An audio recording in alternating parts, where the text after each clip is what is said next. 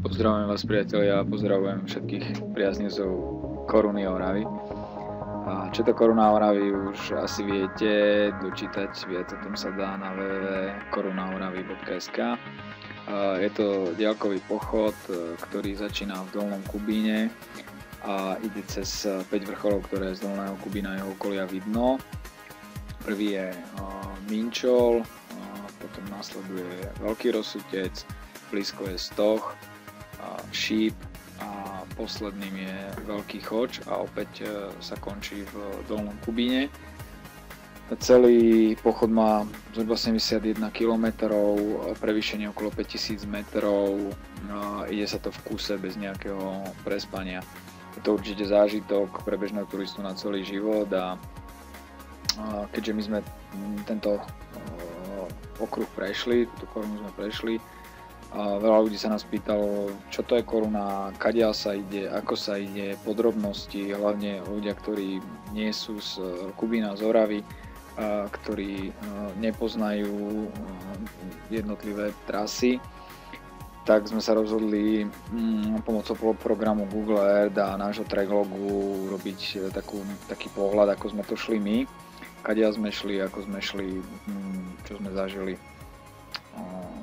Takže poďme na to.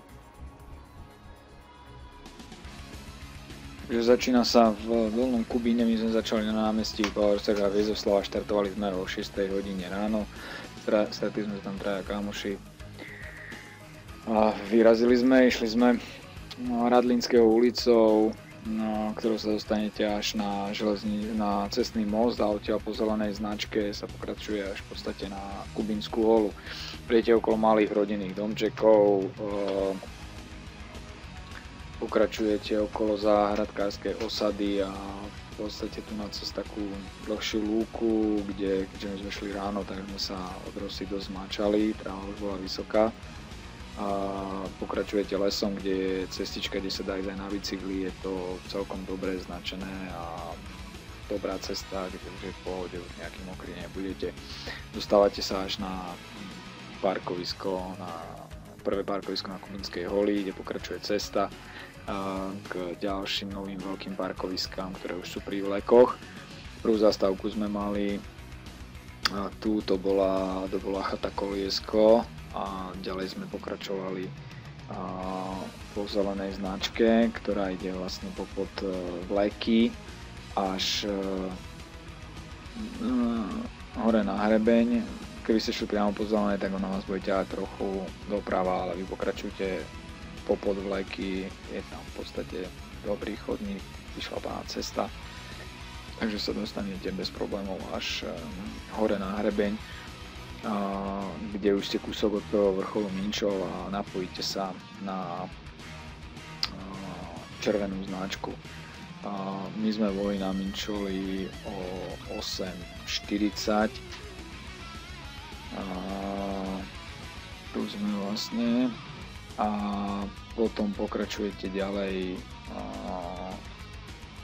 červenou značkou, ktorá vás dovedie bez problémov až do Zázrivej. Je to celkom dobre značené, nemali by ste nejak poblúdiť, pokiaľ snáhľate do vášho GPS-ka náš Tracklog, tak určite vás to bude dobre navigovať.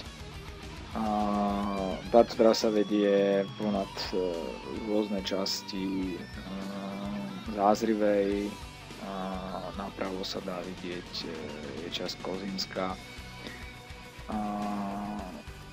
Nie je to nejaký problém, v podstate idete stále mierne dole. Za chvíľku sa dostaneme k družstvu v Zázrivej a furt v podstate pokračujete po tej červenej značke.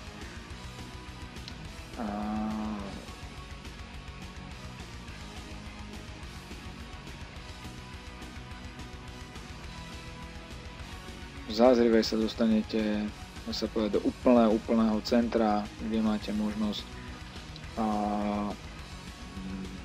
dvoch krčiem, reštaurácie, WC, voda, autobus, proste všetko.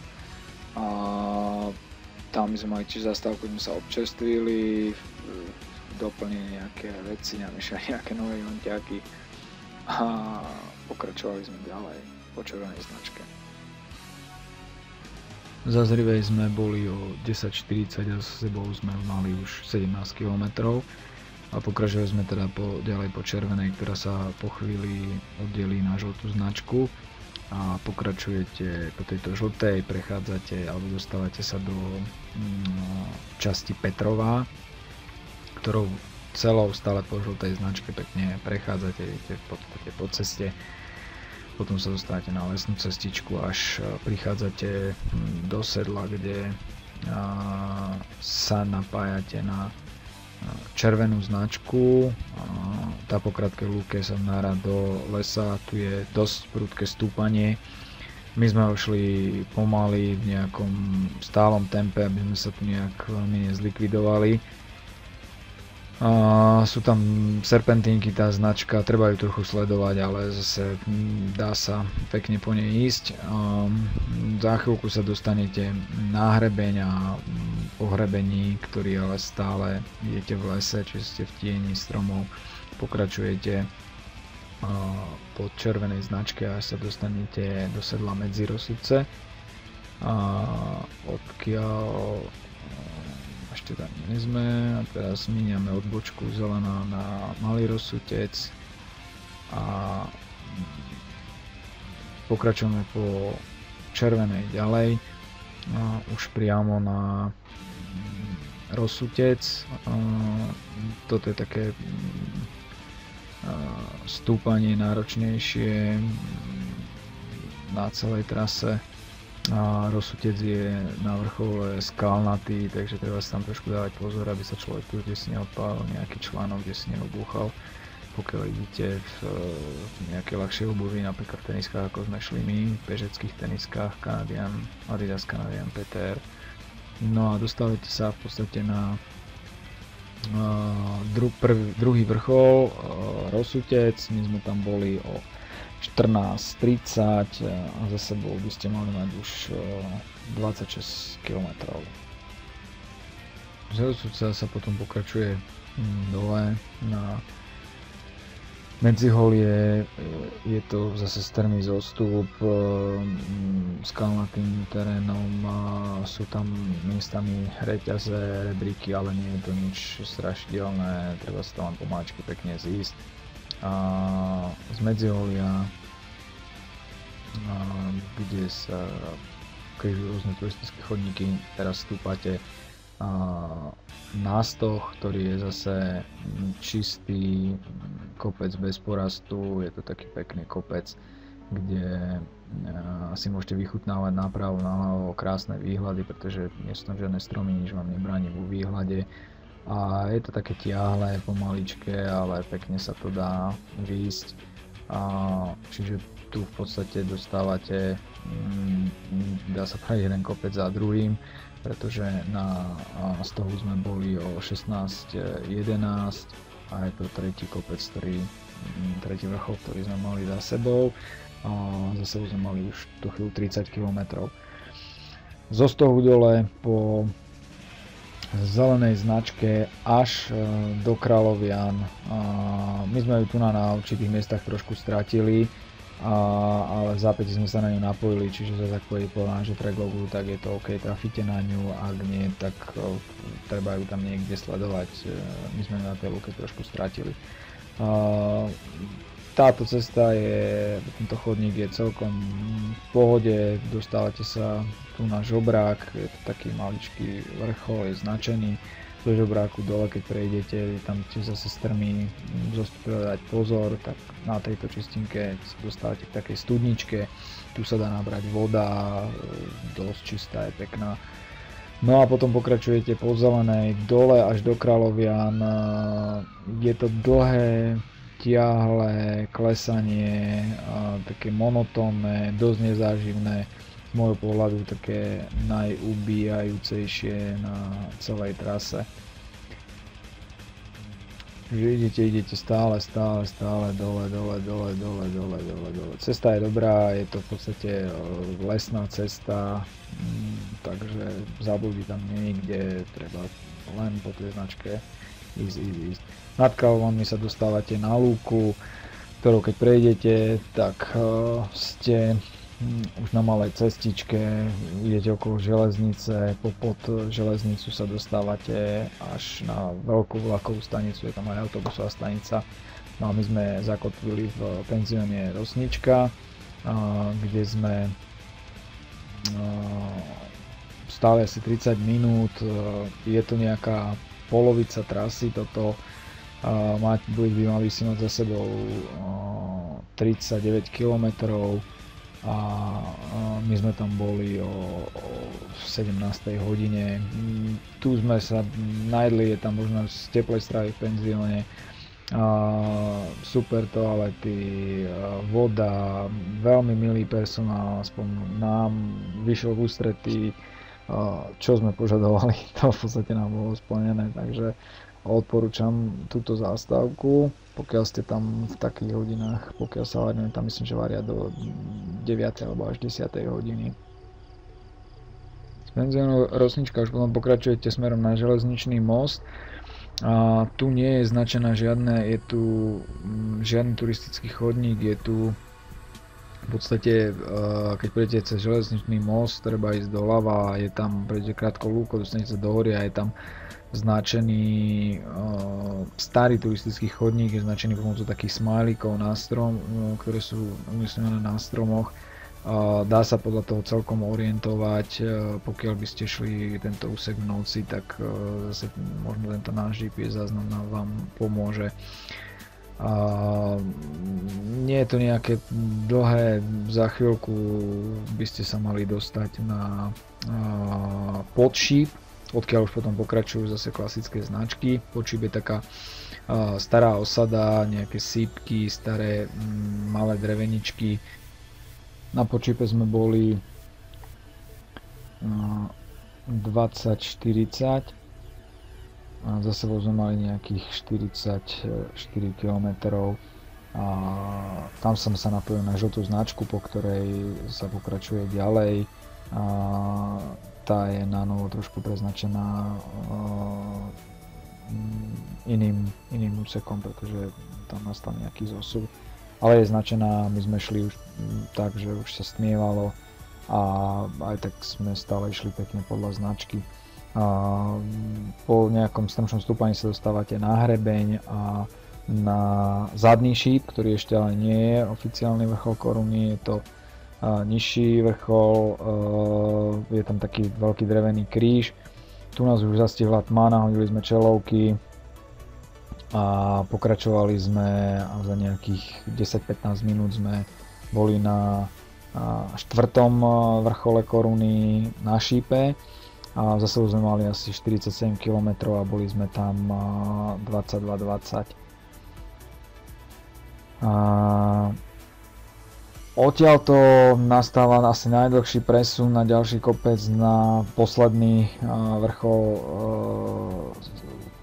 Choč, kde idete stále po žltej značke lesom, čiže aj pokiaľ sme šli v noci, rosa ešte nebola, neboli sme nejakí zmáčaní. Zase je to dobre značené, idete po žltej značke, sa dostanete na malú lúku, kde zvyčajne býva salaš, takže môžu vás tam prekvapiť psi, ale my sme prešli okolo nich bez nejakých problémov. Potom pokračuje, myslím, zelená značka, ktorá tu nie je značená a ide až do obce Žaškov, kde prejdete cez lúku. Opäť my sme šli už pred polnocou a nejaký problém nebol, tráva tam není vysoká, je to vychodené rôznymi tými strojmi družstevnými, takže celkom dobrá cesta. Dostanete sa do Žaškova, kde vyjdete priamo pri jednej také krčme, čiže keby ste tam boli v dobrej dobe, zase dá sa tam občerstviť, dá sa tam proste napiť, dotankovať voda. My sme tam boli o polnoci, čiže všetko už bolo pozatvárané. A pokračujete ďalej Žaškovom, kde veľmi rýchlo cez Žaškov prejdete a my sme pokračovali cestou póza Žáškov smerom na Jasenovú a na taký kopček volá sa Hrádok. Dá sa ísť aj smerom na obec Komiatnu, lenže potom z Komiatnej stúpate po asfaltke. My sme sa chceli asfaltke vyhnúť, takže sme šli takýmto spôsobom. Je to opäť dobrá cestička vychodená po lúkach a v podstate takto sme sa presúvali až na Brestovu. Je to dlhý presun, čiže tu kým dosiahnete ten posledný vrchol, tak je to od toho 4. predposledného dosť dlho to trvá. Je to malé stúpanie, idete pomaličky hore a od tohto momentu zase začínate jemne klesať, čiže nič náročné na prevýšenie, je to skôr o tej dĺžke. Tu nakrižujete hlavnú cestu a dostávate sa už do obce Valašská Dubová, ktorá leží priamo pod Chočom. Do Valašskej Dubovej sme prišli o 2:30 nad ránom. Za sebou sme mali už cez 60 km, ten presun z Žáškova bol dlhý, ale ubehol nám dosť rýchlo.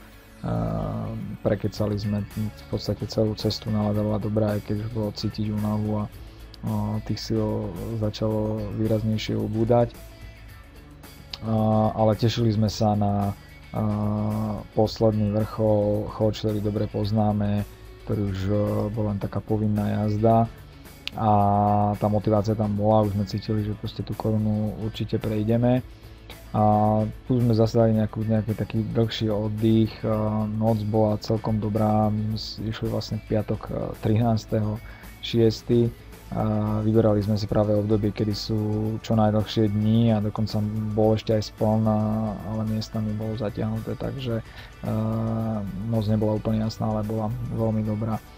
A z Dubovej sme vyrazili teda po veľmi dobre značenej modrej značke, kde za chvíľku ste za dedinou a vlastne pokračujete horou a pomaličky stúpate na polanu, ktorá je pod Veľkým Chočom. Je to zase dobrá cesta, vyšlapaná Choč je veľmi populárny kopec, takže robia sa tam aj zimné výstupy vo veľkom, čiže tu by ste z chodníka nemali určite v nejakom prípade zablúdiť. My sme sa dostali na polanu o 4:15, čo nám trvalo dlhšie ako sme predpokladali, ale tých síl už bolo pomenej. Z polany sme potom pokračovali zase trasou, ktorá tu nie je vyznačená, ale je to značený turistický chodník, čiže to už bol iba kúsok v podstate na vrchol. Tu väčšinou dosť fúka na tej polane, tým, že sme tam boli nad ránom a blížili sme sa k vrcholu, tak aj tá teplota bola nižšia, dokonca hore na Choči boli iba 3 stupne, aj keď to bol 6. mesiac. No a na Choč sme dorazili 5:23, kedy sme v podstate získali posledný vrchol koruny, Veľký Choč, a za sebou sme mali už cez 63 km. Z Choča tam sme sa dlho nezdržali, keďže bolo aj chladno, zápis do knihy a klasicky po červenej značke idete na Drapáč, kde sa odpájate z červenej značky a pokračujete ďalej zelenou smerom na Vyšný Kubín. Podrapáč je to taký jemnejšie klesanie, ale práve cez tento Drapáč je to strmé klesanie, kde pokiaľ už tých síl fakt je málo, tak človek už už ide pomalšie, ale tak zase dobrí jedinci to môžu aj rezko zbehnúť, dokonca touto trasu sa robí aj populárny beh do Choča. Keď idete z Drapáča, dostanete sa už,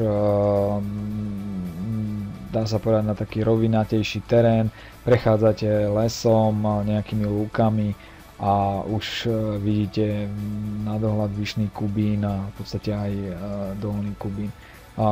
My sme išli stále po zelenej značke až do Vyšného Kubína, kde sme potom pokračovali ďalej už po hlavnej ceste po asfaltke až do Dolného Kubína. Oficiálna trasa, ktorá je odporúčaná, je z Vyšného Kubína ešte ťahané cez skalku, cez Vyšno-Kubínske skalky. Sú to taký malý kopec, kde trčia dva také skalné masívy a tá trasa je ťahaná teda z toho dôvodu, aby čo najmenej sa šlo po nejakej asfaltke. Ale keďže my sme tam nemali tak zmapované, nechceli sme blúdiť, rozhodli sme sa ísť klasickou cestou, ktorá pre nás bola kratšia. Už sme síce nenabrali nejakých tých 200 metrov na výške, aby sme mali prevýšenie 5000 metrov, mali sme 4800, ale pokiaľ sa dáte cez skalku, tak vlastne tých 5000 metrov podľa mňa asi budete mať. No a o 9. hodine sme prišli späť na námestie do Dolného Kubína. Za sebou sme mali 72 km, ale hlavne sme mali za sebou zdolanú Korunu Oravy.